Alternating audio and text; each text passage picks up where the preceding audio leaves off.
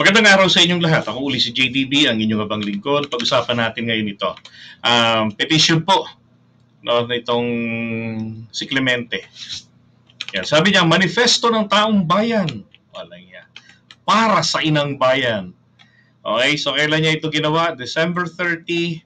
Anong petsa na? 5 na. Meron pa lamang po itong 10,683. Target is 15,000. Tapos tataasan niya yan. Ngayon, ito yung sinasabi niya rito. The Ferdinand Marcos Jr. government has taken the path of oppression. Sige nga, sino inoppress?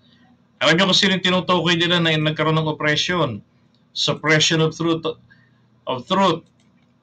Wala hong iba kung hindi po SMNI na naman. At ito na bang matandang ito, lumitaw naman po itong si Clemente, yan, si Enrique Clemente, lumitaw naman po ito doon po sa SMNI issue. Diba? So justice, our basic rights. Ano ba yung basic rights natin? Our freedom of expression. Sige nga, sino po ba ang Pilipino rito? Dapat binanggit niya no? Sana banggitin niya yan. Sino ang Pilipino rito? O maging siya na ang kanyang freedom of expression ay hinadlangan ng gobyerno. O maging yung kanyang sinasabing basic rights.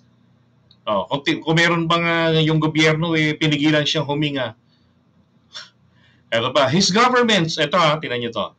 May patama po ito actually. May patama to. O hindi niya man naintindihan siguro, pinatamaan niya rito itong sila dating Pangulong Duterte. Tingnan niyo His governments cultivates a culture of corruption. Next, formally, ano pa? Di ba dami? Deception, coercion, pananakot, and colludes with enemies of the state. Sino ba nag-hire ng mga NPA? Hindi ba yung administrasyon niya? Eto pa. His government officials use existing laws to protect themselves from prosecution. Now, ang tanong ko ito, baka kayo po mga classmates, meron po kayong alam, sino po kaya yung tinutukoy niya rito na itong mga government officials daw ay ginagamit ang mga kasalukuyang batas para protektahan ang kanilang mga sarili mula sa kaso. Sige nga, sino ba? Yung government official ngayon na may issue na dapat makasuhan pero hindi po nakakasuhan dahil ginagamit yung existing na batas. Ito pa, to enrich themselves. Sino ba rito yung mga parang nagpapayaman? Dapat pinapangalanan. Bobo talaga nagpapaniwala rito pagka walang basehan. Ito pa, to sow fear amongst our citizens. Aba, sino ba yung laging sinasabi na ang tawag dyan, papatayin ko kayo. Diba? Sino ba yung araw-araw na lamang o gabi-gabi merong patayan? Hindi mo na malaman tuloy. Di ba naging issue yan noon sa war on drugs? Ite-text mo sa barangay. Adik, i-text mo sa barangay. Ngayon merong chismosang ali. I'm sure nabalitaan nyo to Yung chismosa, yung kagalit niya na kapitbahay niyang call center agent, ite-text niya sa barangay. Ito naman pong si Kupitan, isinabit yung pangalan nitong tao sa CIDG. Ngayon, itong CIDG, pinadalhan siya ng sulat. Di pumunta siya ngayon doon sa CIDG. Talagang nilinaw niya na hindi po ako addict. Kahit mag-drug test tayo, hindi ako addict. Ganon. Meron pinapirmahan sa kanya na waiver na kung parang tipong ganitong okay lang ba sa'yo na mamatay ka? Kaya nagtawag na siya ng abogado. Kasi there's something wrong doon sa waiver. Na kumbaga, may mangyari sa'yo, okay lang ba? Ay, naku, nung nakarang panahon yan We strongly believe that our democratic processes and the future of our country is in peril. Paniwala niya. Diba? Ito pa. We, the people, proclaim.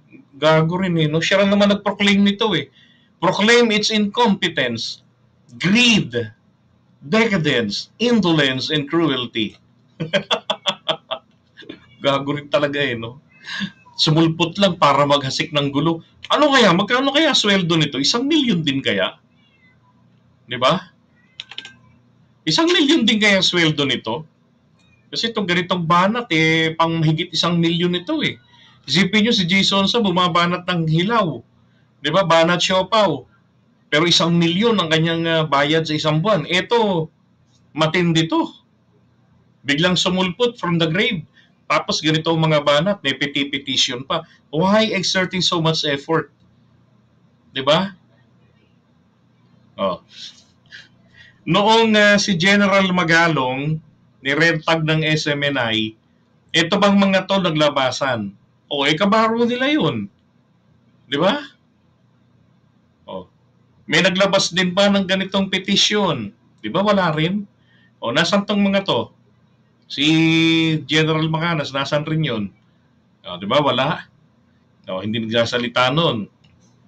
Ito pa, sabi niya dito ha, we have demanded that our rights be protected, our grievances redressed, that they put an end to the suppression and wanton profligacy through regular and open accounting for government expenditures and transparency in all transactions. Okay.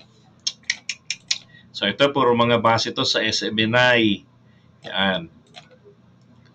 And then wakasan na raw po nitong gobyerno natin yung kanilang panggigipit.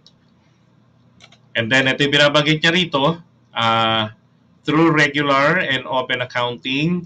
Alam nyo, sa saligang batas natin, hindi ko lang ba't mga ganito to katataka tong mga to eh. Nakalagay po sa Constitution that the Book of Accounts of Congress must be available to the public must be available for public scrutiny. Now, ano gagawin mo ron?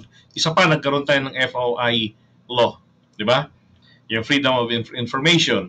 Ang gagawin mo ron, pupunta ka, lalo susulat ka, may dala kang sulat, bakit ka pupunta ron, bakit gusto mong makita? Lagay mo, dahilan mo. Oh, dahil lang sa batas yan, pagbibigyan kang makita yan. Noon nga kaming college dati, tinapupunta pa kami ng professor namin sa Congress para makita yung book of accounts ng Kongreso. Lalo ngayong merong FOI, bakit hindi nila ginagawa kaysa nyaw-nyaw ng nyaw-nyaw? Hindi naman po tama siguro na lahat na lang ng mga kongresista yan na lang ang tupagin. O ito nga, book of accounts namin, o ito, live stream pa, ganon. Diba? Kung gusto nyo makita, dahil hindi naman lahat ng Pilipino interesado. Ako nga, di ako interesado magkalkal niyan eh. O. Diba? Ba't hindi kayo kumuha ng isang accountant, pumunta dun, para yun ang, diba? Obvious na obvious tong mga to eh. Nagangaw-ngaw ng ganyan, pero wala man lang na isang accountant ang pinapunta dun para magbusisi. Anong purpose nila? Destabilization. Magkano ang tanong? Magkano ba yung galing sa China? Diba? Kasi pag nawala si BBM sa pwesto, maluluklok ang isang maka-China. O di alam nyo na, restoration ng lahat ng interest ng China rito. Baka matuluyan pa, maglabas pa ng isang parang ala Korea Aquino dati nung ipinamigay na sa Malaysia ang Sabah, bakit nung si Sara maglabas pa ng ganyan na pinamimigay na rin sa China ang West Philippine Sea. Kesyo ito ay tubig lang ayon sa tatay niya. 'Di ba? Boundaries lang ng tubig. Sa China na yung West Philippine Sea, basta tayo payagan lang na mangisda. O, ganun kasimple pong stand nila ni Pangulong Duterte, malamang ng anak, ganun din dyan sa West Philippine Sea. Diba? Payagan lang tayo, kunin lang daw natin yung mga resources. Do you think papayagan ka ng China to get the resources? Yan po yung amo nitong taong ito. Sabi niya, but they refuse to listen and instead meet our reasonable and just demands with arrogance and abuse. Bagago rin talaga, no? When hopelessness and helplessness prevail over the shameless betrayal of government officials, we have no recourse but to exercise our sovereign will. Okay, sige, anong gagawin mo? That we, the Filipino people, effective immediately withdraw support for President Ferdinand Marcos Jr. for betrayal of public trust. Sira ulo. Ito pa. And we recognize VP Inday Sara Zimmerman Duterte as the President of the Republic of the Philippines by way of succession, pursuant to Section 8, blah, blah, blah. Ay nako, Dado Clemente. Diba? Ganyan ang katindi sapak sa utak ng mga to.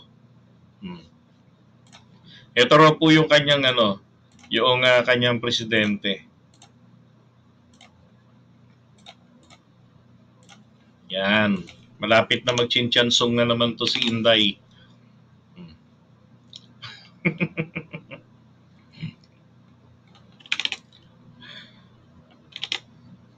Diba?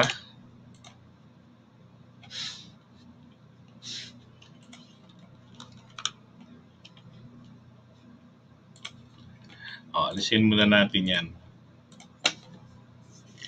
Alright, so iwan muna natin itong kay Clemente. Kita nyo na yung kanyang katarantaduhan na petition niya. Pero ngayong araw na to mukhang tahimik.